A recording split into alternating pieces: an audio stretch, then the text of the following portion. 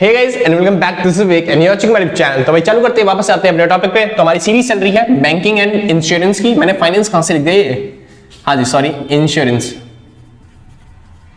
तो हमारी सीरीज कौन सी बन रही है, बैंकिंग एंड इंश्योरेंस की। हम करने वाले हैं बीकॉम प्रोग्राम हो चाहे आपकी ऑनर्स हो, सबके लिए एप्लीकेबल है, बस आपका सेमेस्टर 6 होना चाहिए, ठीक है। हाँ जी, 2 चैप्टर पहले बन चुके हैं, आज चल रहे हैं हम तीसरे चैप्टर पे जिसका नाम है स्ट्रक्चर ऑफ इंडियन बैंकिंग। तो आज हम सीखेंगे इंडियन बैंकिंग के स्ट्रक्चर के बारे में, यानी बैंक पहले कैसे थे और अब कैसे डेवलप हुए, मतलब कौन सा बैंक कब बना, किस हिसाब से, उनके हिस्ट्री के बारे में सीखेंगे, ठीक है भाई। हाँ जी, तो चालू करने से पहले एक छोटी सी बात जो कि आपके लिए इंपॉर्टेंट है और मेरे लिए भी इंपॉर्टेंट है, वो क्या कि अगर आप नोट्स परचेज करना चाहते हो, टेंशन मत लो, मेरे को पता है मेरी राइटिंग बहुत ज्यादा गंदी है तो आपको समझ में नहीं आएगी, ठीक है।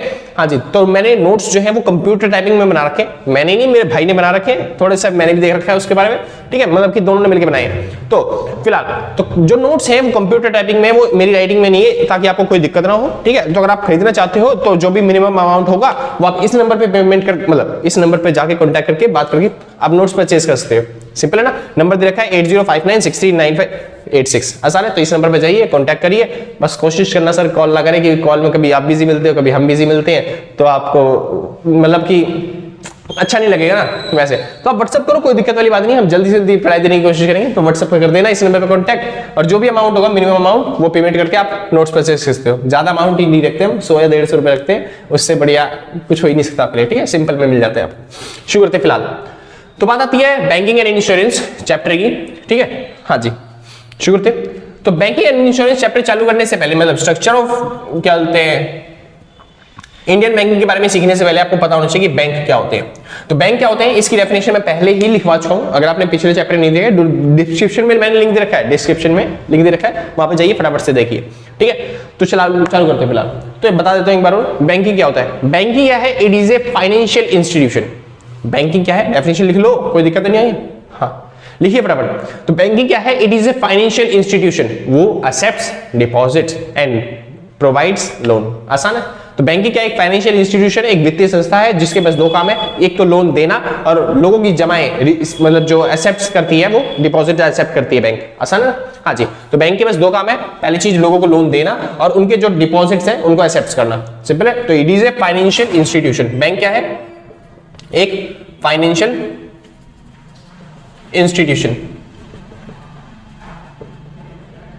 इंस्टीट्यूट क्या लिख दिया यार, ओह सॉरी, इंस्टीट्यूशन, ठीक है भाई, समझ जाना मेरी राइटिंग बहुत बेकार है, ठीक है।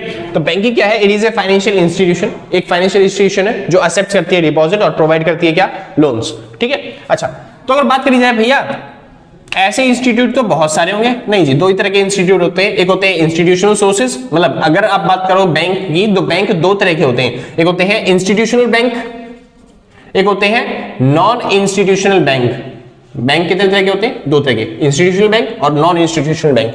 इंस्टीट्यूशनल बैंक कौन से बैंक होते हैं, एक ऐसे बैंक होते हैं जिन्हें गवर्नमेंट चलाती है, यानी जिस पे आप पूरा विश्वास करते हो, उसे क्या बोलते हैं, इंस्टीट्यूशनल बैंक। और नॉन इंस्टीट्यूशनल बैंक जो आम पब्लिक नहीं चलाती, पुराने जमाने में होते थे, जैसे जमींदार हो गया, साहूकार हो गया, है ना। अगर आपको पैसे की जरूरत है तो अगर आप बैंक के पास जा रहे हो, मतलब जो भी बैंक आपको जानते हो ना, जैसे SBI बैंक, HDFC बैंक, लेना बैंक, देना बैंक, ये जो फलाना ढिमका जो छोटे छोटे बैंक है, एक्सिस बैंक, ठीक है।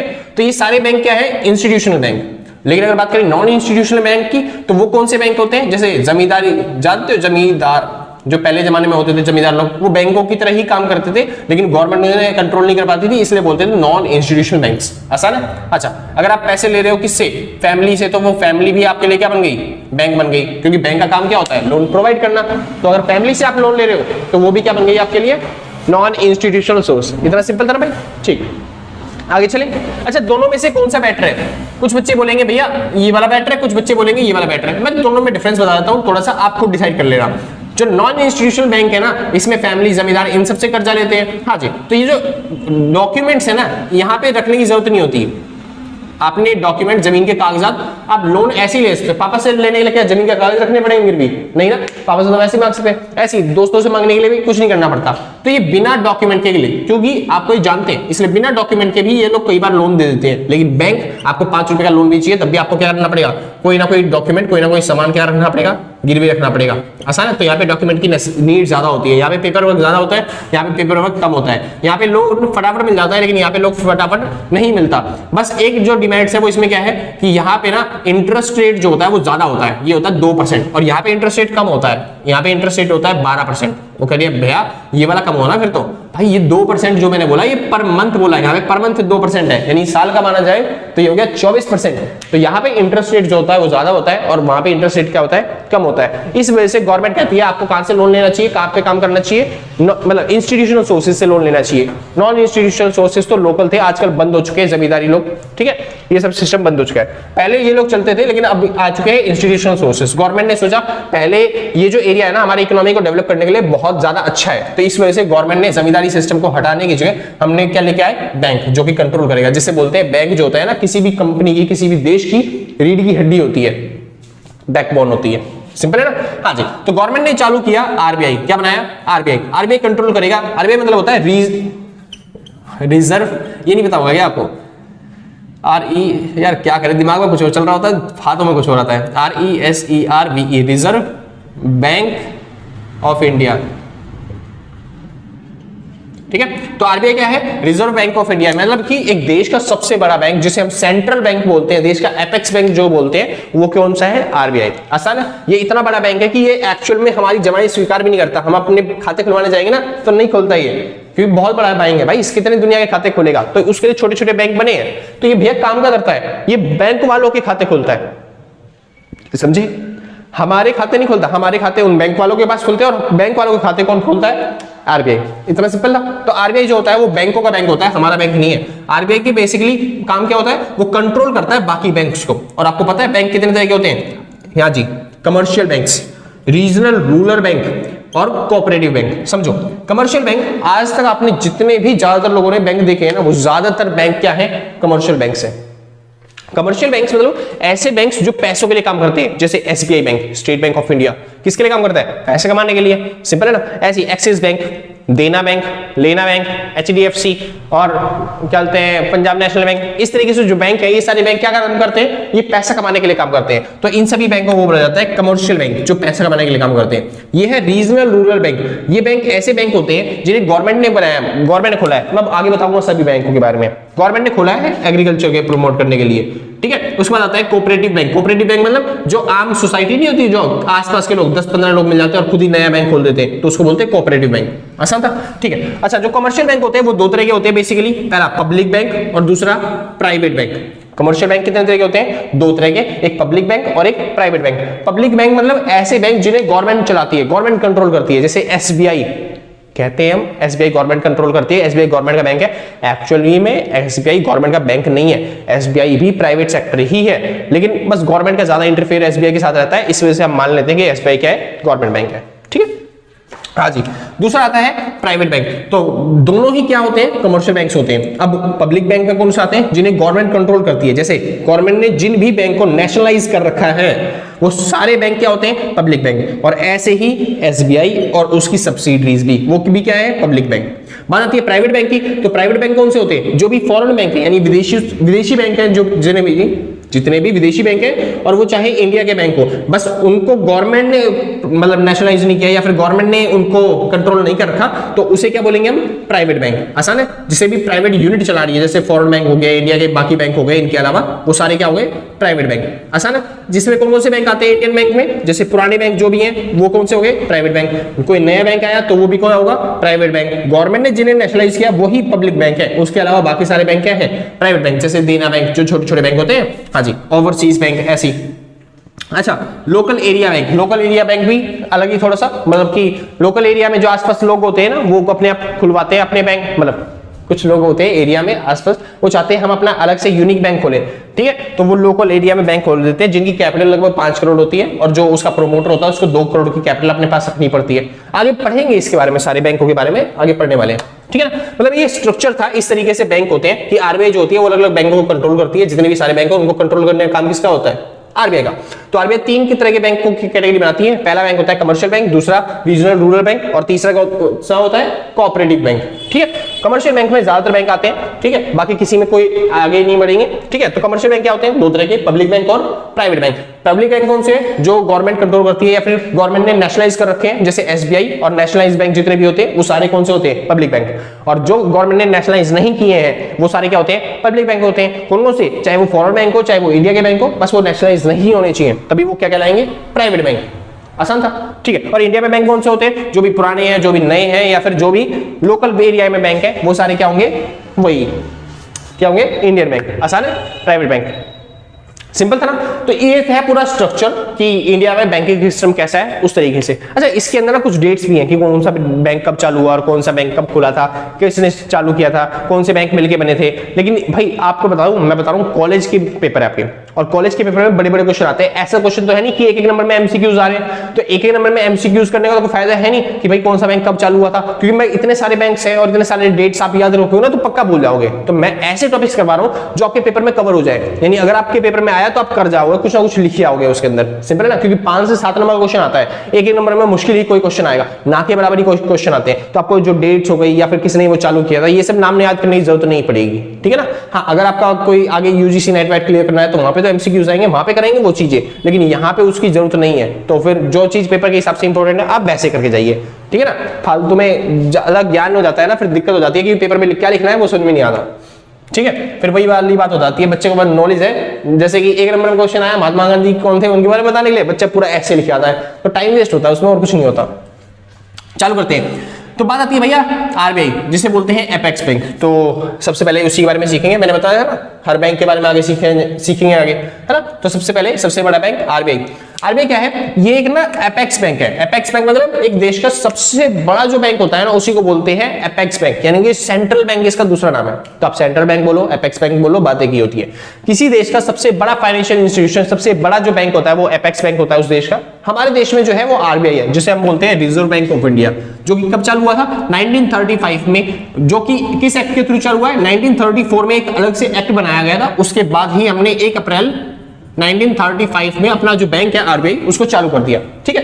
क्या हमारा ही पूरे देश का पहला इकलौता बैंक था जो सेंट्रल बैंक बना, मतलब हमारा ही देश था जिसने सेंट्रल बैंक की स्थापना करी, मतलब सेंट्रल बैंक बनाया? नहीं जी, हमसे पहले भी बहुत सारे ऐसे देश हैं जहां पे सेंट्रल बैंक उनके बन चुके हैं। आसान है, हाँ जी, हमसे बैंक, जैसे अमेरिका का देख लो फेडरल बैंक है ना, वही तो सेंट्रल बैंक है। वैसे ही सबसे पहला जो बैंक बना था पूरे विश्व में वो था रिस्क बैंक ऑफ स्वीडन का। स्वीडन का कौन सा बैंक, रिस्क बैंक, जो कि कब बना था, 1656 के अंदर। समझे, इससे पहले भी आरबीआई से पहले भी बैंक बन चुके हैं जो कि सेंट्रल बैंक के रूप में काम करते हैं, ठीक है। तो हमारा बैंक बना 1934 में, एक्ट पास होने के बाद। कब बना, 1935 में। आसान है, जिसका नाम क्या पड़ा, reserve bank of India, RBI. अच्छा, तो ये जो बैंक है ना आरबीआई 1949 तक, 1935 में बना था, 1949 में प्राइवेट बैंक था। 6 लोग इसको कंट्रोल करते थे, इसके थे एक तरीके से 6 शेयर होल्डर थे जो कि इसको कंट्रोल करके रखते थे, मतलब प्राइवेट बैंक था, गवर्नमेंट का बैंक नहीं था ये 1949 तक। फिर 1949 के बाद इसको नेशनलाइज किया गया और ये बना दिया स्टेट ऑन्ड, यानी कि अब इस बैंक को कौन काबू करेगी, गवर्नमेंट काबू करेगी। आसान है ना, पहले बैंक था प्राइवेट सेक्टर के हाथों में, लेकिन 1949 के बाद इसको क्या बना दिया गया, गवर्नमेंट का बैंक। आगे चलते हैं। अब भैया इसके ऑब्जेक्टिव्स क्या होते हैं, यानी कि आरबीआई के काम क्या होते हैं, क्यों बनाया गया है हमने आरबीआई। तो हमने क्यों बनाया आरबीआई, फॉर नेशनल इंटरेस्ट, यानी कि देश के हितों को ध्यान में रख के बनाया गया। मतलब देश के जो भी इंपॉर्टेंट डॉक्यूमेंट्स होंगे या फिर जो इंपॉर्टेंट चीजें होंगी उनको संभाल के रखने का काम, देश में इन्फ्लेशन कैसे होगा उसको कंट्रोल करने का काम, देश में पैसा कैसे इशू करना है उसको काम करने का काम। समझ में, स्टेबलाइजेशन ऑफ मिक्स्ड इकोनॉमी, हमारी इकोनॉमी को स्टेबल करने का काम, प्राइस लेवल डिस्टेबल करने का काम। स्टेबल करने का काम किस चीज का, एक्सचेंज रेट, जो विदेशी एक्सचेंज रेट होती है ना, यानी $1 कितने का है, वो सब एक्सचेंज रेट को स्टेबल करने का काम कौन करेगी, आरबीआई। आसान है, तो ये ऑब्जेक्टिव है जिसके लिए हमने आरबीआई को बनाया था। सिंपल है, आप आराम से लिख दोगे इनके बारे में। बात आती है फंक्शंस। तो फंक्शंस यानी कि क्या काम करता है आरबीआई जो है वो क्या काम करता है, तो जो ऑब्जेक्टिव थे उन्हीं को फुलफिल करता है। तो ये ऑब्जेक्टिव ही आप फंक्शंस में लिख सकते हो, लेकिन वैसे मैंने 2 एक्स्ट्रा और लिखवा दिए, जैसे कि वेलफेयर ऑफ पब्लिक, पब्लिक का वेलफेयर, पब्लिक मतलब यहाँ पे स्टेट का काम है, स्टेट मतलब गवर्नमेंट, तो गवर्नमेंट की भलाई के लिए काम करता है। और फाइनेंशियल स्टेबिलिटी, देश के अंदर पैसों से रिलेटेड जितनी भी है वो स्टेबिलिटी लाने का काम करता है कौन, आरबीआई। आगे चलते हैं। अथॉरिटी, आरबीआई के पास क्या क्या अथॉरिटी है, आरबीआई क्या क्या काम कर सकता है। तो पहला काम इशूइंग करेंसी, भाई इंपॉर्टेंट टॉपिक है, समझो। इशूइंग करेंसी, आरबीआई जो है वो करेंसी इशू कर सकता है, लेकिन करेंसी इशू करने के लिए उसको दो कैटेगरी फुलफिल करनी पड़ेगी, मतलब उसको दो कंडीशंस फुलफिल करनी पड़ेगी, पहला और दूसरा। करेंसी इशू करने के टाइम पे उसके पास 23 और 17 का रेशियो होना चाहिए। जो 23 वाला पार्ट है वो तो वो अपने पास रखेगा गोल्ड की फॉर्म में, और 17 वाला पार्ट रखेगा करेंसी की फॉर्म में, मतलब समझे। अगर आरबीआई चाहता है नोट छापना, तो अगर वो नोट छापना चाहता है ना, तो उससे ज्यादा उसके पास क्या होनी चाहिए, गोल्ड भी पड़ा होना चाहिए। यानी कि देश में जितना भी मतलब जितना भी वो नोट छापना चाहता है उससे ज्यादा उसके पास गोल्ड पड़ा होना चाहिए, ताकि अगर मान लो कोई इंस्टेबिलिटी आती है तो उसे वो स्टेबल कर सके, ठीक है। तो जितना भी पैसा होगा वो अपने पास रखेगा पहले से। अच्छा, कितना पैसा अपने पास रखेगा, 200 करोड़ रुपए रिजर्व। सुनिए मेन बात है, आरबीआई नोट छापता है, आरबीआई नोट छाप सकता है, लेकिन उसके पास कंडीशन है, दो कंडीशन। क्या, आरबीआई को 200 करोड़ रुपए अपने पास रिजर्व में रखने पड़ेंगे। उसके अलावा अगर कुछ पैसा है आरबीआई के पास तो चाहे तो वो जनता में बांट सकता है नोट छाप के, आसान है। आरबीआई को अपने पास कितने रखने पड़ेंगे, 200 करोड़ रुपए रिजर्व में रखने पड़ेंगे। और वो 200 करोड़ रुपए ऐसे वैसे रिजर्व में नहीं होंगे, वो भी दो पार्ट में डिपेंड होंगे, 23 और 17 के पार्ट में। 23 वाला जो पार्ट होगा वो गोल्ड की फॉर्म में होगा, जिसे हर कंट्री एक्सेप्ट करती है, और जो 17 वाला पार्ट होगा वो करेंसी के फॉर्म में होगा, जो कि आपके देश की इकोनॉमी को संभालने के काम आएगा। सिंपल था, आगे चलते हैं। जो आरबीआई है वो क्या है, वो बैंकर्स बैंक है। आरबीआई किसका बैंक है, बैंकों का बैंक। आपने सुना होगा सीआरआर, एसएलआर, है ना, कैश रिजर्व रेशो और सीडीएसटी लिक्विडिटी रेशो, ठीक है भाई।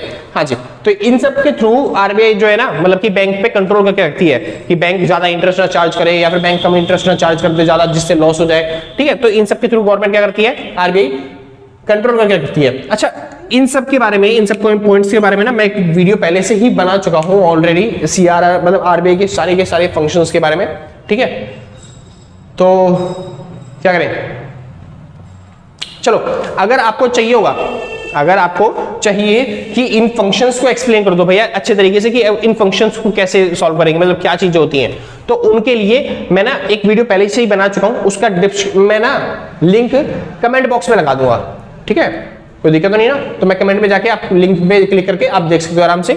इनको एक्सप्लेन कर रखा है मैंने पूरी अथॉरिटीज को, या फिर फंक्शंस बोल दो इन्हें, ठीक है। हाँ जी, आगे चलते हैं। गवर्नमेंट बैंक, आरबीआई जो है वो किसका बैंक है, गवर्नमेंट का बैंक है। मतलब गवर्नमेंट कहती है कि कहते हैं लोगों से पैसा लेना है, तो आरबीआई को लोगों से पैसा ले लेती है अपनी सिक्योरिटीज को बेच के। याद है ना, हमने सीखा था ओएमओ, ओपन मार्केट ऑपरेशन, ठीक है। तो मार्जिनल रिक्वायरमेंट, अब मेरे को पता नहीं भाई आपको याद है या फिर नहीं याद है, ठीक है। तो मैं डिस्क्रिप्शन में, उसे डिस्क्रिप्शन कह रहा हूँ, मैं ना कमेंट बॉक्स में आपको लिंक लगा के दे दूंगा क्या बोलते हैं इसकी वीडियो का, तो आप वहां पे जाके चेकआउट कर सकते हो, वो वीडियो देख के आ सकते हो, तब आपको ये फंक्शन समझ में आ जाएंगे, सीआरआर, एसआर, ओएमओ होता क्या है, ये सब चीजें, ठीक है। हाँ जी, आगे चलते हैं। फॉरेन रिजर्व, अब जो विदेशी मुद्रा के भंडार होते हैं ना, यानी जो फॉरेन रिजर्व होते हैं, यानी जो विदेशी पैसे होते हैं, उनको भी अपने पास स्टोर करके रखती है आरबीआई, ठीक है, ताकि अगर कोई इंसान विदेशों से ट्रेड कर रहा है तो फिर उसको दिक्कतें ना हो, फॉरेन रिजर्व दे सकता है वो उन्हें। आगे चले। हाँ जी, बात आती है तीसरा पॉइंट, कमर्शियल बैंक के बारे में आप सीखते हैं, ठीक है। हमने आरबीआई के बारे में सीख लिया, ये रहा आरबीआई। अब हम सीखेंगे किसके बारे में, कमर्शियल बैंक्स के बारे में। मैं बता रहा हूँ ये सारे बैंकों के बारे में हम सीखेंगे आगे चल के धीरे धीरे आराम से, टेंशन मतलब ज्यादा पॉइंट नहीं है, ये 3 है ना, ज्यादा मतलब यहाँ पे 4 सिखा रहा हूँ मैं, ज्यादा से ज्यादा 9 पॉइंट होंगे, उससे ज्यादा नहीं सिखाऊंगा, बस खाली 9 पॉइंट। सुनिए, कमर्शियल बैंक्स के बारे में सीखेंगे। तो कमर्शियल बैंक क्या होता है, कमर्शियल बैंक मैंने बताया अभी 2 तरह के होते हैं। पहला बैंक होता है कौन सा, पहला होता है पब्लिक और दूसरा क्या होता है, प्राइवेट। तो कमर्शियल बैंक 2 तरह के होते हैं, पब्लिक भी होते हैं और प्राइवेट भी होते हैं। तो हम सीखेंगे पहले पब्लिक सेक्टर बैंक के बारे में। तो पब्लिक सेक्टर बैंक क्या होता है, सुनिए। पब्लिक सेक्टर बैंक ऐसा बैंक होता है जिसे कौन कंट्रोल करती है, गवर्नमेंट, ठीक है। तो पहले के टाइम पे ना 1955 से पहले उस टाइम पे कुछ बैंक होते थे, जैसे सबसे पहला बैंक बना था हमारे देश में कोलकाता में। ज्यादातर ट्रेड हमारे देश का कहां से होता था, कोलकाता से। लेकिन बाद में हमने डिसाइड किया जो कोलकाता होता है ना, वो देश के कोने में पड़ता है, जहां पे ट्रेड तो संभव है लेकिन पूरे देश तक कवरेज नहीं पहुंचा सकते हम। तो हमने दूसरा बैंक बनाया कहां पे, बॉम्बे में। क्या दिया यार, हमने दूसरा बैंक स्थापित किया कहां पे, बॉम्बे में, ताकि क्या बोलते देश को कवर किया जा सके, ठीक है। हाँ जी, तो इस तरीके से कुछ बैंक्स थे जो कि हमने कोलकाता में और बॉम्बे में स्टेप मतलब कि बनाए थे 1955 से पहले। लेकिन इन्हीं बैंकों को बोला जाता था इंपीरियल बैंक्स। क्या बोला जाता था, इंपीरियल बैंक्स। और फिर 1955 में हमने सोचा क्यों ना इन बैंकों को हटाते हैं, मतलब इंपीरियल बैंक को हटा के हमने क्या बना दिया, एसबीआई। तो एसबीआई की स्थापना अगर पूछी जाए तो कहां पे हुई थी, कब हुई थी, वो 1955 में हुई थी। वो कैसे हुई थी, जो भी इंपीरियल बैंक्स थे उन सबको मर्ज करके हमने एक बैंक बनाया था जिसका नाम क्या था, स्टेट बैंक ऑफ इंडिया, 1935 में। ये चीज पहले सिखा चुका मैं, ठीक है। हाँ जी, शुरू करते हैं।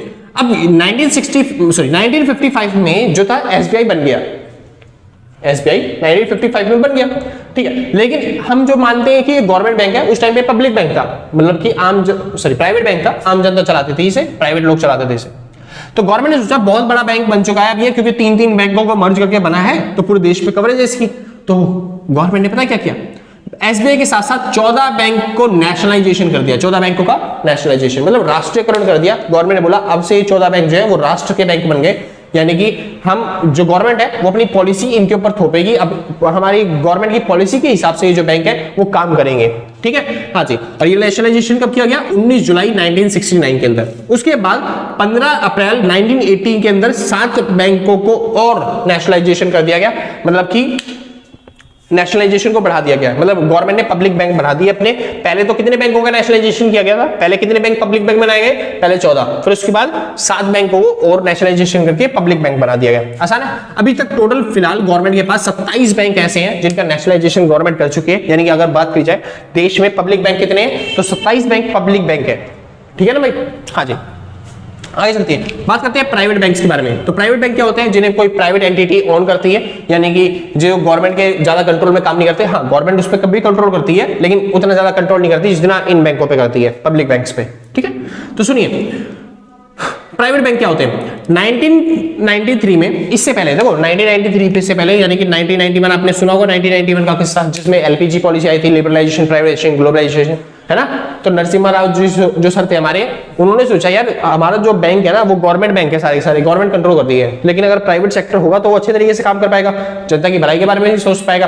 तो इस वजह से 1993 के अंदर आरबीआई ने गाइडलाइंस इशू करी कि प्राइवेट अगर कोई बैंक खोलना चाहता है तो वो किस तरीके से खोल सकता है, ठीक है। गाइडलाइंस का भाई 1993 में, और 2001 के अंदर उसके अंदर कुछ नए रूल्स ऐड किए गए ताकि क्या थोड़ी सी रिस्ट्रिक्शन लगाई जा सके प्राइवेट बैंक्स पे, क्योंकि प्राइवेट बैंक्स बढ़ने लग गए थे धीरे धीरे।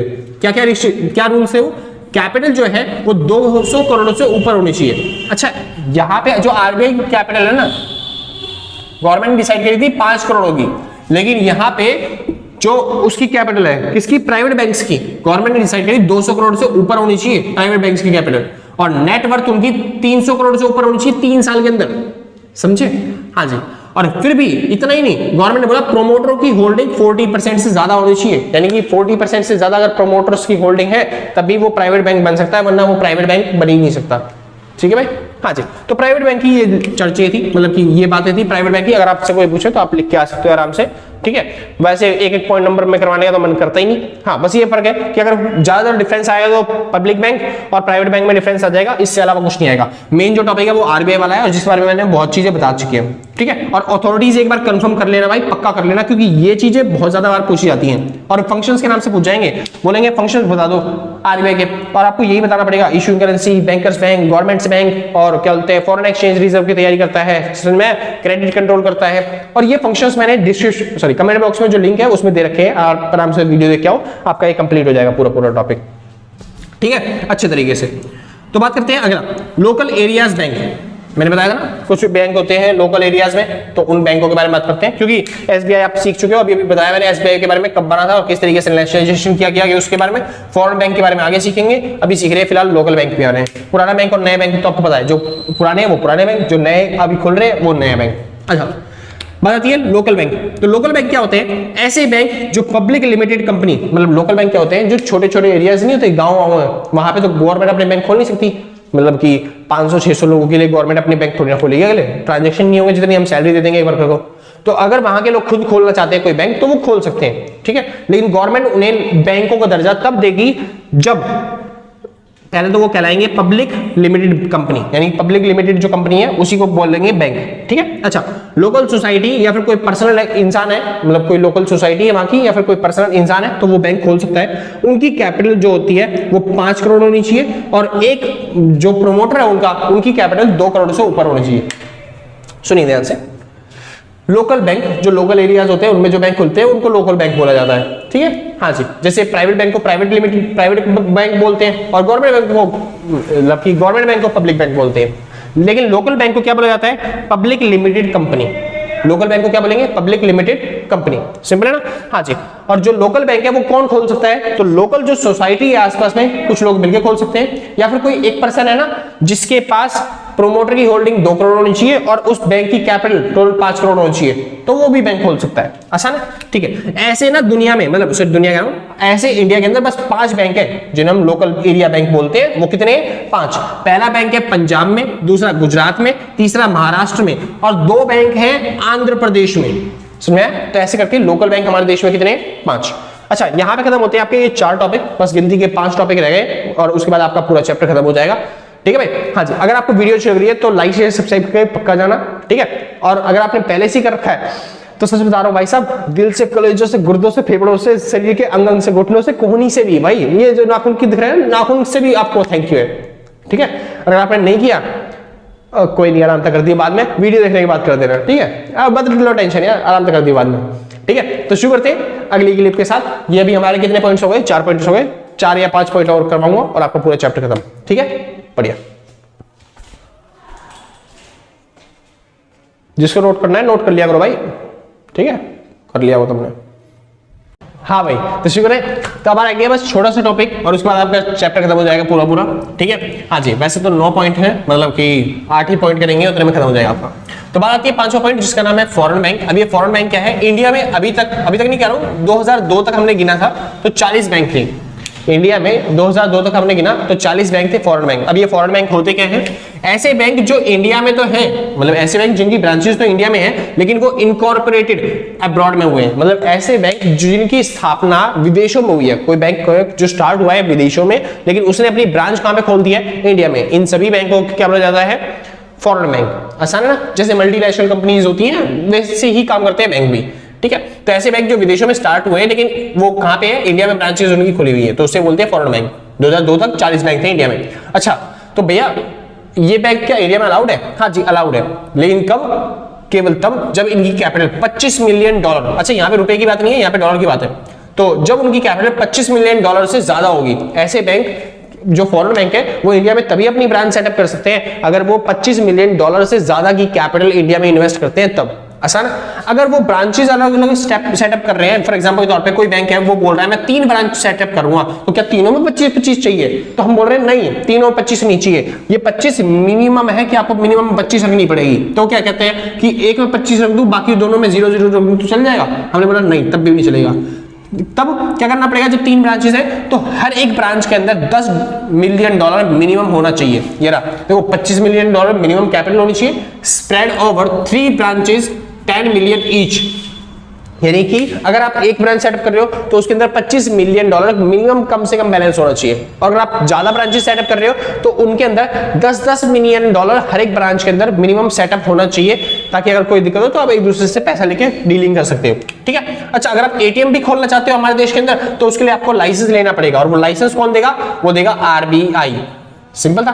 तो यहां पे क्या होता है फॉरेन बैंक के बारे में बात आती है। Cooperative bank. कोऑपरेटिव बैंक क्या होते हैं? मैंने बताया, जब छोटे लोकल एरियाज में 10 या 10 से ज्यादा लोग मिलके एक बैंक खोलने की सोचते हैं, आरबीआई के पास जाते हैं कि हमें अपना बैंक खोलना है, तो ऐसे बैंकों को बोला जाता है कोऑपरेटिव बैंक। सॉरी।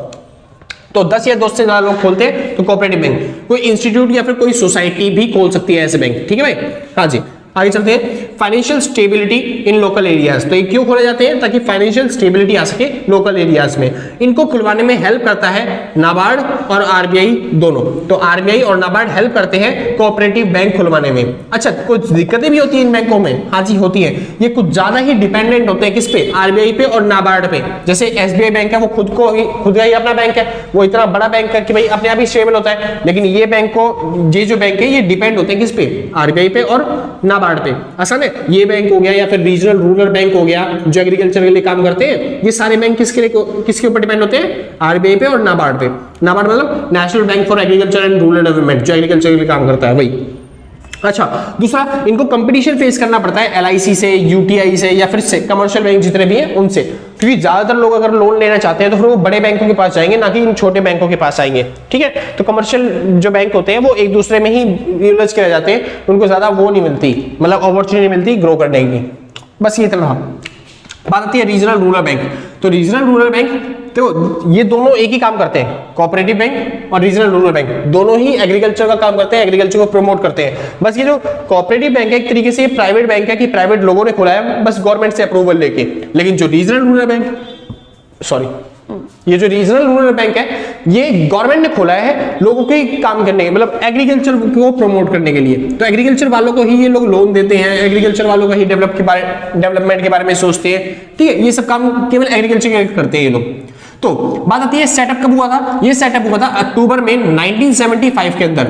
मैं बता रहा हूं, मैं बहुत जल्दी जल्दी पढ़ा रहा हूं, ठीक है, क्योंकि आप में से किसी ने कमेंट कर दिया था भैया थोड़ा ना वीडियो छोटी बनाओ, तो छोटी में कंटेंट तो उतना ही देना है, तो मैं थोड़ा जल्दी जल्दी बोल रहा हूं। तो अगर आप दुगनी स्पीड पे देख रहे हो ना तो मेरा वॉच टाइम नहीं बन रहा और मेरे को बहुत गुस्सा आ रही है, इसलिए मैं इतनी जल्दी जल्दी बोल जाऊंगा ना कि तुम्हें समझ में नहीं आएगा क्या बोल दिया। इसे आराम आराम से 1x पे देख लो, सिंपल समझ में आ जाएगा सब चीजें, ठीक है ना। हाँ देख ये कुछ डीडी वाला यार दुगनी स्पीड पे रखा देंगे एग्जाम के टाइम पे, तो शुक्र थे बताओ। हाँ, थोड़ा सा कमाने दो यार, इतनी मेहनत कर रहा हूँ मैं भी, थोड़ी सी एड वेड देख लिया करो हमारी। शुक्र थे। तो सेटअप हुआ था कब, मतलब रीजनल रूरल बैंक कब सेटअप हुआ था, अक्टूबर 1975 में सेटअप हुआ था। लेकिन कौन से एक्ट के थ्रू, 1974 के अंदर एक एक्स्ट्रा एक्ट बनाया गया था जिसके बाद हमने रीजनल रूरल बैंक सेटअप कर दिया, मतलब हमने नहीं गवर्नमेंट ने। उसके बाद इसकी कैपिटल जो है वो 5 करोड़ है, जैसे आरबीआई की कैपिटल 5 करोड़ होती है वैसे इसकी कैपिटल भी कितनी होनी चाहिए, 5 करोड़ होनी चाहिए। और ये स्पॉन्सर्ड, अगर कोई स्पॉन्सर करता है, जैसे आरबीआई बोलती है हम आपको बैंक खोल के दे रहे हैं, मतलब हम खोल रहे हैं रीजनल रूरल बैंक, या फिर कोई बोलता है नाबार्ड वाले NABARD, अगर कोई नाबार्ड वाले बोलते हैं कि हम खोल रहे हैं रीजनल रूरल बैंक, तो अगर कोई स्पॉन्सर है इनका, रीजनल रूरल बैंक का कोई स्पॉन्सर है, तब उसकी कैपिटल 25 लाख तक हो सकती है। अगर कोई स्पॉन्सर नहीं है, रीजनल रूरल बैंक अकेला ही खुल रहा है परमिशन लेके सबसे, तब उसकी कैपिटल 5 करोड़ होनी चाहिए। लेकिन अगर कोई स्पॉन्सर कर रहा है उसे, तो 25 लाख तक की कैपिटल चल जाएगी, क्योंकि अगर दिक्कत हुआ, कोई फॉल्ट हुआ, तो लोग इनके पास जा सकते हैं, ठीक है भाई। आगे चलते हैं, बात आती है एनुअल रिपोर्ट। क्या इन बैंक वालों को भी एनुअल रिपोर्ट सबमिट करनी पड़ती है? हाँ जी, इन बैंक वालों को भी अपनी एनुअल रिपोर्ट सबमिट करनी पड़ती है, और इनकी एनुअल रिपोर्ट 2 पार्ट में डिवाइड होती है। फर्स्ट पार्ट में जो होता है उसमें क्या क्या चीजें होती है, नोटिस ऑफ मीटिंग, यानी कि इनकी मीटिंग कब कब होगी उसकी नोटिस होती है। डायरेक्टर्स की रिपोर्ट, की डायरेक्टर्स का क्या रिपोर्ट है, किस तरीके से उनकी कैपिटल हमारे बिजनेस में लगी हुई है, किस तरीके से वो इंटरफेयर कर रहे हैं, उसकी रिपोर्ट। उसके बाद कंपनी मतलब फिलोसफी की, कंपनी की फिलोसफी क्या है, हमारी जो कंपनी है किसके लिए काम कर रही है, एग्रीकल्चर के लिए काम कर रही है, कमर्शियल पर्पस के लिए काम कर रही है, लोगों के लिए काम कर रही है, बिलियनियर्स के लिए काम कर रही है, या फिर गवर्नमेंट के लिए काम कर रही है, वो फिलोसफी लिखी होती है, ठीक है। आगे चलते हैं, सोशल रिस्पॉन्सिबिलिटी ऑफ रिपोर्ट। जो सोशल रिस्पॉन्सिबिलिटी है वो हमने सारी रिपोर्ट के अंदर फुलफिल करी है, ये बात रिपोर्ट के अंदर भी लिखी होती है। उसके बाद डिविडेंड रिपोर्ट, कि हम डिविडेंड कितना दे रहे हैं अपने ओनर्स को, अपने मालिकों को, वो सब भी रिपोर्ट के अंदर लिखा होता है फर्स्ट पार्ट के अंदर। सेकंड पार्ट में क्या होता है, फिर सेकंड पार्ट में होती है बैलेंस शीट कंपनी की और ऑडिटर्स रिपोर्ट। बैलेंस शीट होती है यानी कंपनी के पास कितनी एसेट्स है, कितनी लायबिलिटीज है, सारा कर्जे जो भी है वो सब लिखे होते हैं बैलेंस शीट के अंदर। ऑडिटर्स रिपोर्ट ये दिखाता है कि जो आपने बैलेंस शीट बनाई है या फिर जो डॉक्यूमेंट्स बनाए हैं वो सारे सारे सही हैं, समझ में आया। वो ऑडिटर्स रिपोर्ट भी सेकंड पार्ट के अंदर होती है। इतना खत्म भाई। बस नौवां और लास्ट पार्ट आता है बैलेंस शीट। बैलेंस शीट, और आप बचपन से पढ़ते आ रहे हो, अगर आप कॉमर्स के बच्चे हो तो जो बैलेंस शीट होती है कंपनीज की वो थोड़ी सी अलग होती है, मतलब इस तरीके से।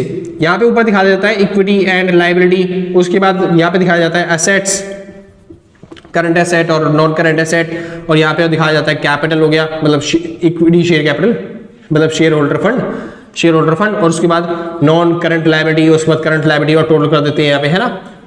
तो जैसे कंपनीज की बैलेंस शीट होती है सेम उसी तरीके से बैलेंस शीट होती है किसकी, बैंकों की। बस थोड़ा सा फर्क होता है।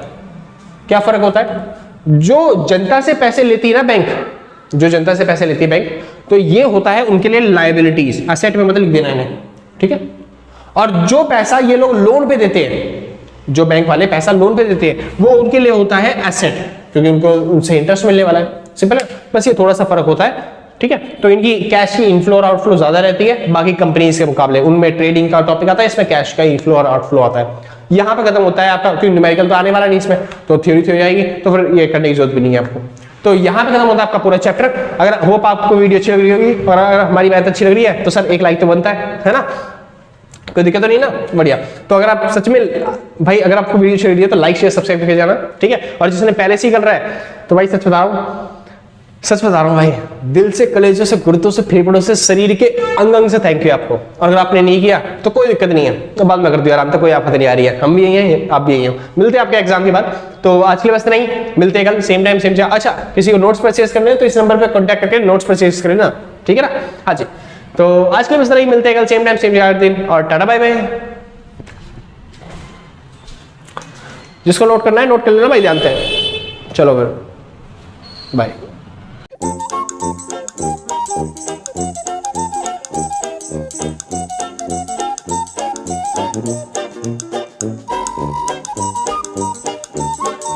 Thank you.